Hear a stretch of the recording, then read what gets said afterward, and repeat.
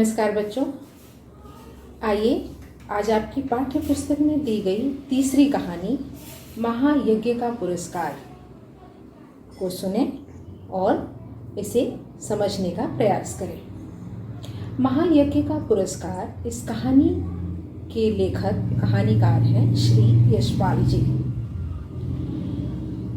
इस कहानी में किस विशेष तथ्य का, फैक्ट का जिक्र उन्होंने किया है, क्या संदेश वे हमें इस कहानी के माध्यम से देना चाहते हैं, कहानी का क्या उद्देश्य है, इसे हम जानेंगे। किंतु इसके पहले हम एक बार इस कहानी को अच्छी तरह पढ़ें और इसे समझने का प्रयास करें। बच्चों, यह कहानी मैं पढ़ूंगी और कठिन शब्दों के अर्थ भी आपको बताऊंगी। आपसे आग्रह है कि आप अपनी पुस्तक खोलकर मेरे साथ इस कहानी को एक बार पढ़ें और फिर समझने का प्रयास करें। तो आइए देखते हैं इस कहानी में लेखक ने क्या कहने का प्रयास किया है। महायज्ञ का पुरस्कार। यज्ञ तो आप सभी जानते हैं। यज्ञ का अर्थ होता है पूजा पाठ से संबंधित हवन, पवित्र कार्य। महायज्ञ अर्थात जो यज्ञों में भी सबसे बड़ा यज्ञ हो उसे कहेंगे महायज्ञ। उसका पुरस्कार यानी उन यज्ञों का इनाम, अवार्ड जिसे अंग्रेजी में कहते हैं। तो आपको शीर्षक का शाब्दिक अर्थ पता चला। अब आइए हम कहानी पढ़ते हैं और समझने का प्रयास करते हैं। एक धनी सेठ थे, अत्यंत विनम्र और उदार, धर्मपरायण इतने कि कोई साधु संत उनके द्वार से निराश न लौटता, भर पेट भोजन मिलता। भंडार का द्वार सबके लिए खुला था, जो हाथ पसारे वही पाए। सेठ ने बहुत से यज्ञ किए थे और दान में न जाने कितना धन दीन दुखियों में बांट दिया था। एक सेठ थे, बड़े धर्मपरायण अर्थात धर्मात्मा, धर्म में आस्था रखने वाले, इतने धर्मपरायण कि कोई भी उनके द्वार से, उनके दरवाजे से निराश नहीं लौटता था। जिस वस्तु की कामना में व्यक्ति उनके दरवाजे पर पहुंचता उसे वह वस्तु अवश्य मिलती। भूखों को भर पेट भोजन भी मिलता। उनके भंडार का द्वार, भंडार अर्थात वह स्थान जहां खाने पीने का सामान रखा होता है, जिसे स्टोर भी कहते हैं, दरवाजा हमेशा खुला रहता। जो हाथ पसारे वही पाए। हाथ पसारे का अर्थ है जो हाथ फैलाए उसे सेठ जी कुछ न कुछ अवश्य देते थे। बहुत से यज्ञ किए थे और दान में न जाने कितने दीन दुखियों में धन बांट दिया था। यज्ञ तो उन्होंने अनगिनत किए थे और दान के स्वरूप में, दान का अर्थ क्या होता है बच्चों? कंट्रीब्यूशन, जिसे अंग्रेजी में कहते हैं डोनेशन के तौर पर उन्होंने अपना बहुत सा धन लोगों में, दीन दुखियों में, दीन का अर्थ है गरीब, दीन और दुखियों में, गरीबों में और दुखी व्यक्तियों में बांट दिया था। पर सब दिन होत न एक समाना। अकस्मात दिन फिरे और सेठ को गरीबी का मुंह देखना पड़ा। संगी साथियों ने भी मुंह फेर लिया और नौबत यहां तक आ गई कि सेठ व सेठानी भूखों मरने लगे। सब दिन होत न एक समाना। बच्चों, इसका अर्थ है हर दिन एक जैसा नहीं होता। हमें कभी सुख प्राप्त होते हैं तो कभी दुखों का भी सामना करना पड़ता है। कभी हम खुशी में हंसते कूदते प्रसन्न होते हैं तो कभी हमें इतने दुख मिलते हैं कि हमारे आंसू नहीं थमते। सेठ जी के साथ भी वही हुआ। उनके भी दिन फिरे। दिन फिरे अर्थात दिन बदल गए और उन्हें गरीब हो जाना पड़ा। उन्हें गरीबी का मुंह देखना पड़ा। जब गरीबी आई तो दोस्तों ने मुंह फेर लिया। बुरे वक्त में मित्रों की सही पहचान होती है। जो हमारा सच्चा मित्र है वह हमारे हर वक्त साथ रहता है, चाहे हमारा वक्त बुरा हो या अच्छा। अच्छे वक्त में तो हर कोई साथ देता है, बुरे वक्त में जो साथ दे वही हमारा सच्चा मित्र होता है। किंतु यहाँ तो बात दूसरी थी। लोग स्वार्थवश उनके पास जाते थे। जैसे ही राजा के दिन फिरे, लोगों ने उनसे मुंह फेर लिया, मुंह मोड़ लिया। अब तो ये दिन आ गए कि सेठ सेठानी को भूखों मरने की नौबत आ गई। उनका धन समाप्त हो गया, खाने पीने की वस्तुएं समाप्त हो गईं, भूखों मरने की नौबत आ गई। उन दिनों एक प्रथा प्रचलित थी। यज्ञों के फल का क्रय विक्रय हुआ करता था। छोटा बड़ा जैसा यज्ञ होता, उनके अनुसार मूल्य मिल जाता। जब बहुत तंगी हुई तो एक दिन सेठानी ने कहा, न हो तो एक यज्ञ ही बेच डालो। जिन दिनों की यह कहानी है, उन दिनों एक प्रथा प्रचलित थी। प्रथा का अर्थ होता है कस्टम। वो कस्टम क्या था? वो प्रथा कौन सी थी कि लोग जो यज्ञ किया करते थे, जो भी अच्छे कार्य किया करते थे, उनका क्रय विक्रय बाजार में होता था। क्रय विक्रय अर्थात खरीदना और बेचना।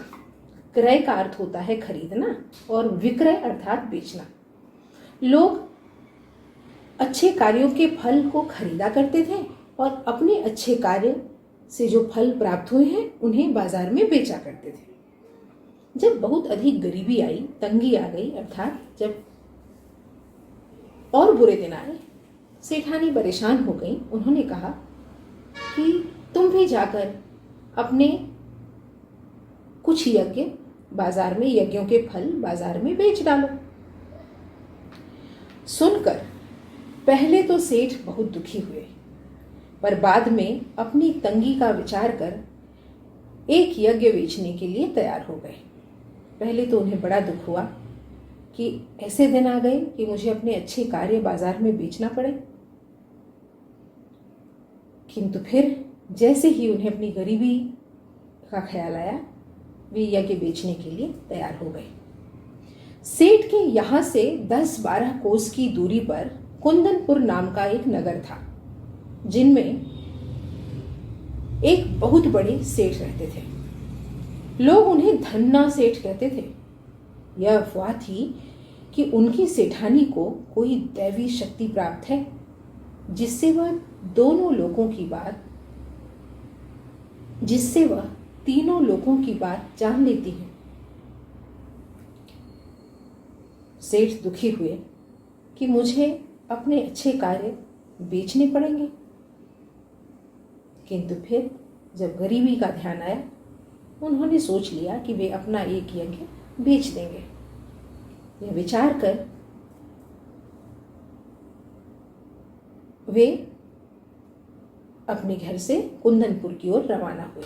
कुंदनपुर उनके घर से 10-12 कोस की दूरी पर था। कोस का अर्थ है बच्चों दूरी नापने का, डिस्टेंस नापने का एक यूनिट है, इकाई है कोस। वे वहां से 10-12 कोस की दूरी पर कुंदनपुर नाम का नगर था, टाउन था, वहां के लिए चल पड़े। वहां एक सेठ रहते थे जिनका नाम था धन्ना सेठ। और अफवाह थी, अफवाह का अर्थ है र्यूमर। अफवाह थी कि उनकी पत्नी अर्थात सेठानी को दैवी शक्ति प्राप्त है, अर्थात एक डिवाइन पावर उनके पास है, जिससे सेठानी तीनों लोगों की बात, तीनों लोग क्या है यहाँ पर? पाताल लोक, धरती लोक और स्वर्ग लोक, तीनों लोगों की बात वे आसानी से जान लेती हैं। धन की उनके पास कोई कमी न थी। विपदग्रस्त सेठ ने भी उन्हीं के हाथ एक यज्ञ बेचने का विचार किया। धन की उनके पास कमी नहीं थी। जो सेठ विपत्ति में फंसे हुए थे, गरीब हो गए थे, उन्होंने सोचा कि धन्ना सेठ को ही मैं अपना एक यज्ञ बेच दूंगा। दूर की मंजिल थी, सो सेठानी जैसे तैसे पड़ोस से थोड़ा सा आटा मांग लाई और रास्ते के लिए 4 मोटी मोटी रोटियां बना पोटली में बांधकर सेठ को दे दी। सेठ बड़े तड़के उठे और कुंदनपुर की ओर चल दिए। गर्मी के दिन थे। सेठ ने सोचा कि सूरज निकले जब तक जितना रास्ता पार कर लूं उतना ही अच्छा है। यह सोचकर वे खूब तेज चले, लेकिन आधा रास्ता पार करते करते धूप में इतनी तेजी आ गई कि चलने में कष्ट होने लगा। पसीने से उनकी सारी देह लथपथ हो गई और भूख भी सताने लगी। एक दिन सुबह तड़के, तड़के का अर्थ होता है अर्ली इन द मॉर्निंग, सेठ जी कुंदनपुर की ओर चल पड़े, निकल लिए। सेठानी ने सोचा रास्ता लंबा है, रास्ते में भूख लगेगी। वे किसी तरह पड़ोस से जाकर आटा वगैरह मांग लाई और 4 मोटी मोटी रोटियां बनाकर एक पोटली बनाई। पोटली का अर्थ होता है कपड़े से बना हुआ गट्ठर, छोटा गट्ठर। उसमें रोटियां बांध दी। सेठ उसे लेकर कुंदनपुर के लिए रवाना हो गए। गर्मियों के दिन थे, धूप तेज आ जाए, सूरज आसमान में चमकने लगे। सेठ ने सोचा उससे पहले जितना तेज चल सकूं रास्ता उतना कम हो जाएगा और मुझे कुंदनपुर पहुंचने में सहजता होगी, मैं नहीं थकूंगा। ये सोचकर वे चलने लगे। लेकिन आधा रास्ता पार करते करते ही धूप तेज हो गई। वे थक गए, उन्हें भूख सताने लगी। पसीने से देह लथपथ हो गई। लथपथ का अर्थ होता है क्लैड हो जाना पूरी तरह से। सामने वृक्षों का एक कुंज और कुआं देखकर सेठ ने विचार किया कि यहाँ थोड़ी देर रुककर भोजन और विश्राम कर लेना चाहिए। यह सोच वे उस कुंज की ओर बढ़े। पोटली से लोटा डोर निकालकर पानी खींचा और हाथ पैर धोए। उसके बाद एक लोटा पानी ले एक पेड़ के नीचे आ बैठे और खाने के लिए रोटी निकालकर तोड़ने ही वाले थे कि क्या देखते हैं, निकट ही कोई हाथ भर की दूरी पर एक कुत्ता पड़ा छटपटा रहा है। बेचारे का पेट कमर से लगा था। सेठ को रोटी खोलते देख वह बार बार गर्दन उठाता, पर दुर्बलता के कारण उसकी गर्दन गिर जाती थी। सेठ जब भूख से त्रस्त हुए, परेशान हुए, तो उन्होंने एक पेड़ के नीचे आश्रय लिया। फिर उन्होंने देखा कि सामने एक कुआं है। वहां से जाकर उन्होंने पानी निकाला और आकर पेड़ के नीचे बैठ गए। पोटली खोलकर उन्होंने रोटी निकाली कि उसे खाकर अपनी भूख मिटाएंगे। जैसे ही रोटी निकाली, उन्होंने हाथ भर की दूरी पर, हाथ भर का अर्थ होता है आप कह सकते हैं 1 फीट की दूरी पर, उन्होंने क्या देखा कि एक कुत्ता दर्द से छटपटा रहा है।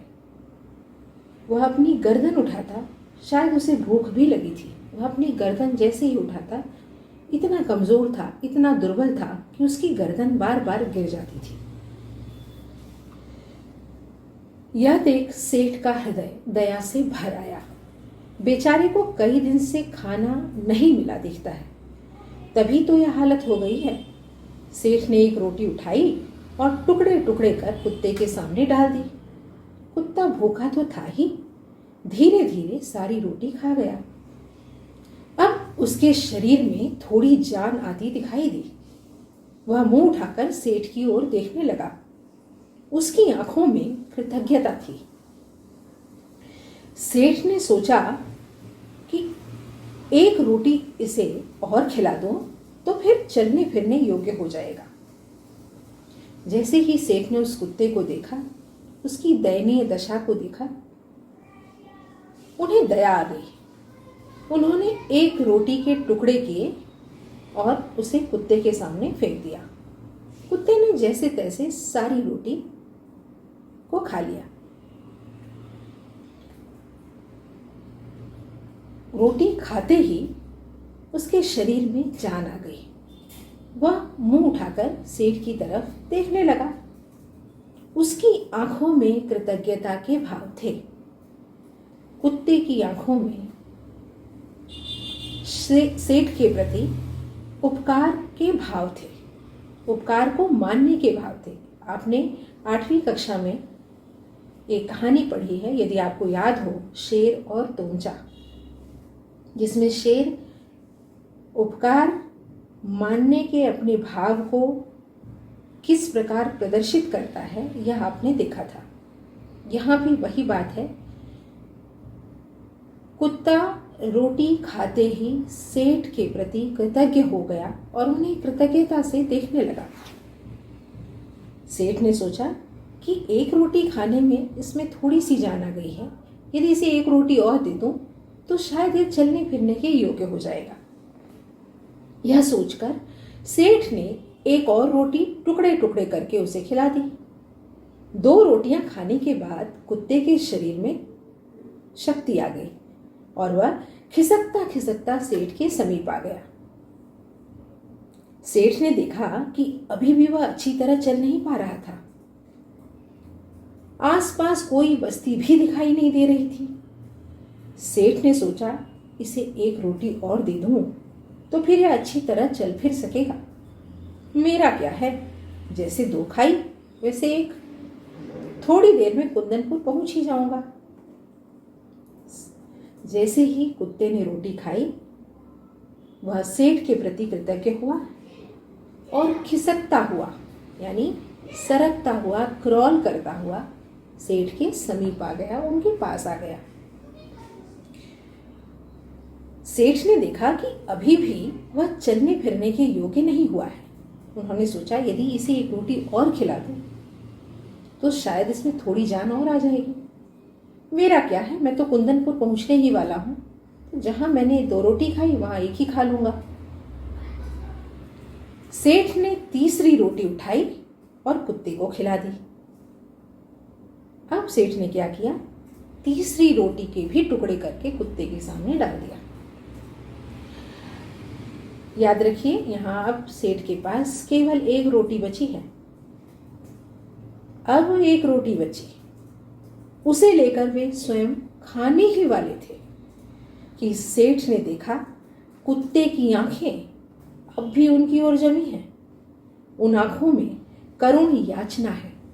जैसे ही चौथी रोटी निकालकर वे खाने को हुए,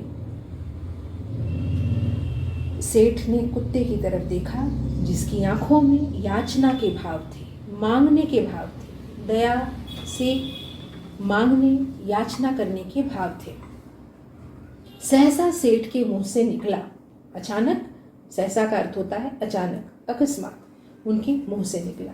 क्या निकला? हाय, बेचारा न जाने कितने दिनों से भूखा है।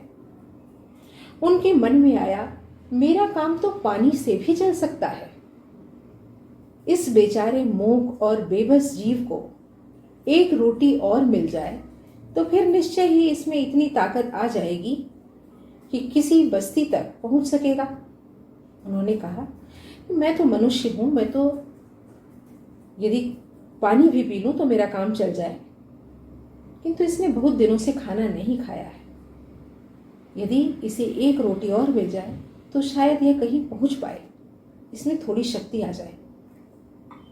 सेठ ने अधिक सोच विचार नहीं किया और अंतिम रोटी भी कुत्ते को खिला दी।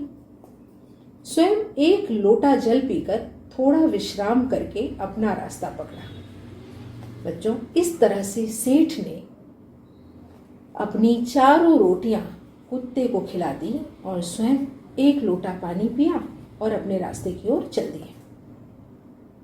दिया जले सेठ कुंदनपुर पहुंचे। दिया जले का अर्थ होता है शाम और रात के बीच का समय, जब हम भगवान की पूजा करते हैं, अर्चना करते हैं, दिया जलाते हैं। सेठ हवेली पर पहुंचे तो धन्ना सेठ ने उठकर उनका स्वागत किया। पूछा, कहो सेठ, कैसे आना हुआ? सेठ ने कहा, संकट में हूं और अब एक यज्ञ आपके हाथ बेचने आया हूं। उन्होंने कहा कि मैं संकट में हूं, कष्ट में हूं और अपना एक यज्ञ, अपना एक अच्छा काम आपके पास बेचने आया हूं। इतने में धन्ना सेठ की पत्नी ने आकर सेठ को प्रणाम किया और बोली, सेठ जी, यज्ञ खरीदने के लिए हम तैयार हैं, पर आपको अपना महायज्ञ बेचना होगा। सेठ की पत्नी ने कहा कि सेठ जी, हम आपका यज्ञ खरीदने को तैयार हैं, किंतु आपको अपना महायज्ञ बेचना होगा। आपने जो सबसे बड़ा यज्ञ किया है, जो सबसे अच्छा कार्य किया है, वह बेचना होगा, हम उसे ही खरीदेंगे। महायज्ञ? सेठ ने आश्चर्य से कहा। हाँ, वही जो आपने आज किया, धन्ना सेठ की पत्नी ने कहा। सेठ बड़े आश्चर्य में पड़े। महायज्ञ और आज? वे समझे कि उनका मजाक उड़ाया जा रहा है। विनम्र भाव से बोले, आप आज की कहती हैं? मैंने तो बरसों से कोई यज्ञ नहीं किया, मेरी स्थिति ही ऐसी नहीं थी। उन्होंने कहा, यह तो बड़े आश्चर्य की बात है, कहीं मेरा मजाक तो नहीं उड़ाया जा रहा है। मैंने तो कोई यज्ञ बरसों से नहीं किया है, मेरी स्थिति ही वैसी नहीं है, मैं तो गरीब हूं। धन्ना सेठ की पत्नी ने गंभीर भाव से कहा, नहीं सेठ, आज आपने भारी यज्ञ किया है। महाराज, उसे बेचोगे तो हम खरीद लेंगे, नहीं तो नहीं। उन्होंने कहा कि आज आपने बहुत बड़ा यज्ञ किया है, भारी यज्ञ किया है। भारी का अर्थ होता है बड़ा, गुरु। अगर आप उसे बेचने को तैयार हैं तो हम खरीदेंगे, अन्यथा आप जा सकते हैं। सेठ विस्मित विमूढ़ हो गए, हैरान हो गए, चकित रह गए, किस यज्ञ की बात हो रही है। उन्हें निश्चय हो गया कि इन लोगों को यज्ञ खरीदना ही नहीं है, इसलिए ऐसी बातें की जा रही हैं। उन्होंने सोचा कि इन्हें यज्ञ नहीं खरीदना है, इसीलिए मुझे टालने के लिए ऐसी बातें कर रहे हैं। सेठ ने खिन्न होकर कहा, खिन्न का अर्थ होता है उदास होकर कहा, सेठानी जी, हंसी छोड़िए, काम की बात कीजिए। बरसों से मैंने यज्ञ नहीं किया, आप आज की कहती हैं। हंसी छोड़िए, हंसी का अर्थ होता है हाँ मजाक, मजाक छोड़िए। मैंने तो बरसों से कोई यज्ञ नहीं किया है और आप आज के यज्ञ की बात करती हैं। सेठानी ने समझाया कि आज रास्ते में स्वयं न खाकर 4 रोटियां भूखे कुत्ते को खिला दें, यह महायज्ञ नहीं तो और क्या है। यज्ञ कमाने की इच्छा से धन दौलत लुटाकर किया गया यज्ञ सच्चा यज्ञ नहीं है।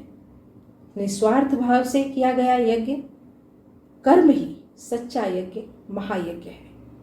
क्या आप इसे बेचने के लिए तैयार हैं? कितनी बड़ी बात सेठानी ने कही। यदि हम स्वार्थ के भाव को लेकर कोई अच्छा कार्य करते हैं तो उसका फल हमें नहीं मिलता है, क्योंकि उसके पीछे हमारे मनोभाव गलत होते हैं। हम स्वार्थ के वश में आकर अच्छा कार्य करते हैं तो भगवान हमें उस अच्छे कार्य का फल कभी नहीं देता है। यदि हम निस्वार्थ होकर बिना किसी स्वार्थ के, बिना कुछ पाने की कामना के कोई अच्छा कार्य करते हैं तो उसका फल हमें ईश्वर अवश्य देता है। यहाँ यही बात थी। सेठ ने 4 रोटियां कुत्ते के सामने डाली थी। इस कार्य के पीछे उनका मनोभाव स्पष्ट था। वे उस भूखे कुत्ते की स्थिति पर दया कर रहे थे, उसकी दयनीय दशा से द्रवित हो गए थे, उनमें दया का भाव भरा था। यही कारण है कि सेठानी उनके इस कार्य को महायज्ञ कहकर बुलाती है। क्या आप इसे बेचने के लिए तैयार हैं? फिर सेठानी कहती हैं कि क्या आप इस यज्ञ को बेचने के लिए तैयार हैं? सेठ मानो आसमान से गिरे। आसमान से गिरना मुहावरा है, इसका अर्थ होता है सही स्थिति को समझ पाना, यानी वास्तविकता को जानना। भूखे को अन्न देना सभी का कर्तव्य है, उसमें यज्ञ जैसी क्या बात। उन्हें लगता है कि भूखा यदि कोई सामने आए तो उसे अन्न देना, उसे खिलाना, उसका पेट भरना, यह एक साधारण सा कर्तव्य है, इसमें मैंने यज्ञ जैसा कौन सा काम किया है? क्या विचार है सेठ जी, यह यज्ञ बेचना है कि नहीं? सेठानी ने पूछा। सेठ ने कोई उत्तर नहीं दिया, चुपचाप पोटली उठाई और हवेली से बाहर चले गए। उन्हें मनोवांछित कर्तव्य का मूल्य लेना उचित न समझा।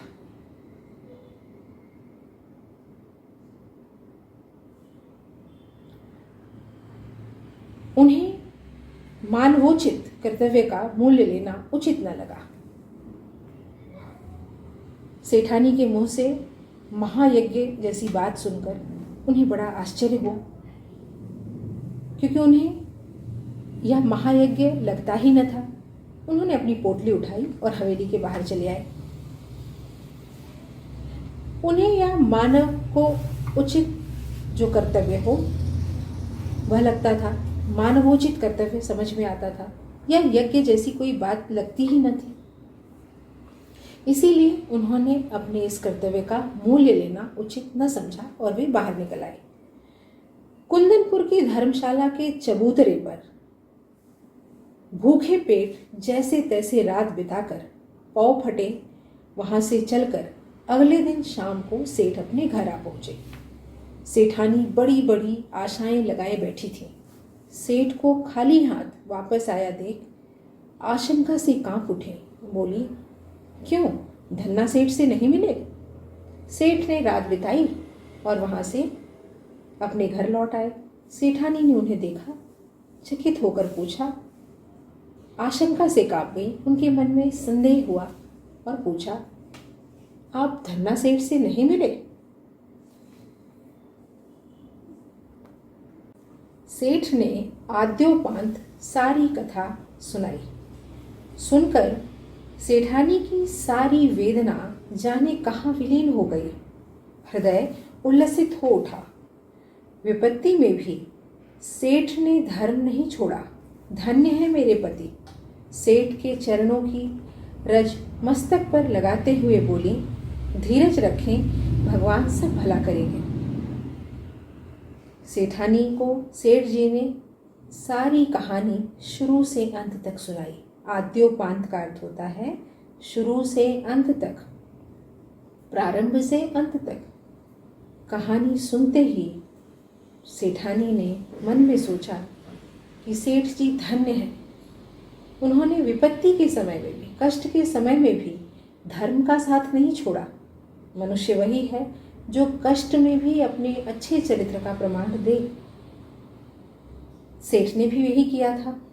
सेठानी ने यह सोचकर उनके पैरों की रज को मस्तक पर लगाया, अर्थात उनके पैर की धूल को, रज का अर्थ होता है धूल को, मस्तक यानी अपने माथे पर लगाया और कहा कि आप निराश न हो, ईश्वर सब भला करेंगे, सब अच्छा करेंगे। रात का अंधकार फैलता जा रहा था। सेठानी उठकर दिया जलाने के लिए दलान में आई तो रास्ते में किसी चीज की ठोकर लगी। गिरते गिरते बची। संभल कर आले तक पहुंची और दिया जलाकर नीचे की ओर निगाह डाली तो देखा दहलीज के सहारे एक पत्थर ऊंचा हो गया है, जिसके बीचों बीच एक लोहे का कुंदा है। इसी कुंदे से उन्होंने ठोकर खाई थी। रात, अंधेरा चारों ओर फैलता जा रहा था। सेठानी ने सोचा कि दिया जला दूं। ये सोचकर वे दलान तक, दलान का अर्थ होता है पैसेज वे, वहां तक आई और दिए को जलाकर आले पर, आले का अर्थ है नीश पर रखा तो उनके पैरों को ठोकर लगी। जैसे ही वे वहां तक पहुंची, ठोकर लगी, स्टंबल हुई और उन्होंने जब नीचे देखा तो उन्होंने क्या देखा कि दहलीज के सहारे एक पत्थर ऊंचा हो गया है। दहलीज का अर्थ होता है थ्रेशोल्ड। उसके सहारे एक पत्थर रखा है जो धीरे धीरे ऊंचा हो गया है और पत्थर के बीचों बीच लोहे का एक कुंदा यानी लोहे का एक हैंडल लगा हुआ है और इसी हैंडल से, इसी कुंदे से उन्हें ठोकर लगी थी। शाम तक तो वहां पत्थर बिल्कुल उठा भी न था। यह अकस्मात कैसे उठ गया? सेठानी भौचक्की सी खड़ी रही। फिर सेठ को बुलाकर बोली, देखो तो यह पत्थर यहाँ कैसे उठ गया। सेठानी को बड़ा आश्चर्य हुआ कि शाम तक तो यह पत्थर उठा नहीं था, अचानक यह पत्थर इतना ऊंचा कैसे उठ गया। उन्होंने सेठ जी को बुलाया और कहा, देखिए ये पत्थर कैसे उठ गया है। सेठ भी अचरज में पड़ गए। अचरज का अर्थ होता है आश्चर्य, चकित होना, आश्चर्य में पड़ना। दिए की टिमटिमाती रोशनी में, दिए की टिमटिमाती, टिमटिमाती का अर्थ है फ्लिकर होने वाली रोशनी में, उजाले में, प्रकाश में, उन्होंने ध्यान पूर्वक, ध्यान से देखा तो पता चला कि वह तो किसी चीज़ का ढकना है। जब उन्होंने ध्यान से उस पत्थर को देखा तो उन्हें क्या मालूम पड़ा कि अरे यह तो किसी चीज़ का ढकना यानी लिड है। ढकना मतलब ढक्कन, लिड है। आखिर यह माजरा क्या है, आखिर यह क्या मैटर है। माजरा अर्थात मैटर। सेठ ने कुंदे को पकड़कर खींचा तो पत्थर उठाया और अंदर जाने के लिए सीढ़ियां निकल आईं। जैसे ही सेठ ने कुंदे को खींचा तो वह ढक्कन उठ गया और उन्होंने क्या देखा कि अंदर सीढ़ियां हैं, नीचे उतरने के लिए सीढ़ियां हैं। सावधानी से सेठ और सेठानी दिया हाथ में लिए उतरे। कुछ सीढ़ियां उतरते ही इतना प्रकाश सामने आया कि उनकी आंखें चौंधियाने लगी। सेठ ने देखा वह एक विशाल तहखाना है। तहखाना का अर्थ होता है एक स्टोर हाउस की तरह जो ज़मीन के अंदर हो। उन्होंने क्या देखा कि एक विशाल तहखाना एक ह्यूज स्टोर हाउस की तरह है जहाँ कुछ चीज़ें रखी हुई हैं। और वे चीज़ें क्या थी, वह जवाहरातों से जगमगा रहा है, यानी जेम्स भरे हुए हैं, प्रेशियस जेम्स, स्टोन्स भरे हुए हैं। देव की इस माया का रहस्य उनकी समझ में नहीं आया। उन्हें भगवान का यह रहस्य, भगवान की जो माया थी, इसका सीक्रेट, ये रहस्य उन्हें समझ में नहीं आया। दोनों निस्तब्ध खड़े थे। दोनों बिना कुछ सोचे समझे, बिना किसी आवाज के, किंग कर्तव्य विमूढ़, जिन्हें कुछ समझ में ना आए, वहां चुपचाप खड़े थे। तभी अदृश्य पर स्पष्ट स्वर में उन्हें सुनाई दिया, ओ सेठ, स्वयं भूखे रहकर अपना कर्तव्य मानकर प्रसन्न चित्त तुमने मरणासन्न कुत्ते को 4 रोटियां खिलाकर उसकी जान बचाई। इस महायज्ञ का यह पुरस्कार है। तभी उन्हें एक आवाज सुनाई दी। उस आवाज ने क्या कहा कि तूने खुश होकर विपत्ति की अवस्था में भी मरणासन्न, मरण के करीब, वह जो मरण के करीब हो, मृत्यु के करीब हो, मरणासन्न कुत्ते को, ऐसे कुत्ते को जो मृत्यु के करीब था, जो मरने वाला था, उसे अपनी 4 रोटियां खिला दी। जो तुझे मिल रहा है ये तेरे उसी महायज्ञ का पुरस्कार है। तूने एक बहुत बड़ा कर्तव्य किया है, तूने एक बहुत बड़ा मानवोचित कर्तव्य किया है, यह उसी का पुरस्कार है। सेठ और सेठानी इस दिव्य वाणी को सुनकर कृतकृत्य हो गए। दिव्य वाणी का मतलब होता है डिवाइन वॉइस। जब उन्होंने इस डिवाइन वॉइस को सुना, इस आवाज़ को सुना, तो वे कृतकृत्य हो गए, यानी ग्रेटिट्यूड से भर गए। वहीं धरती पर माथा टेक कर उन दोनों ने भगवान के चरणों में प्रणाम किया और फिर वहीं उसी धरती पर माथा झुकाकर, सिर झुकाकर प्रणाम किया और ईश्वर को धन्यवाद दिया। इस तरह से हमने देखा कि इस कहानी में किस प्रकार मनुष्य को अपने कर्तव्य करते रहने की प्रेरणा देते हुए यशपाल ने अपना संदेश हम तक पहुंचाया है। आगे के वीडियो में मैं आपको इस कहानी का उद्देश्य और शीर्षक की सार्थकता समझाऊंगी। तब तक के लिए कहानी पढ़िए। धन्यवाद।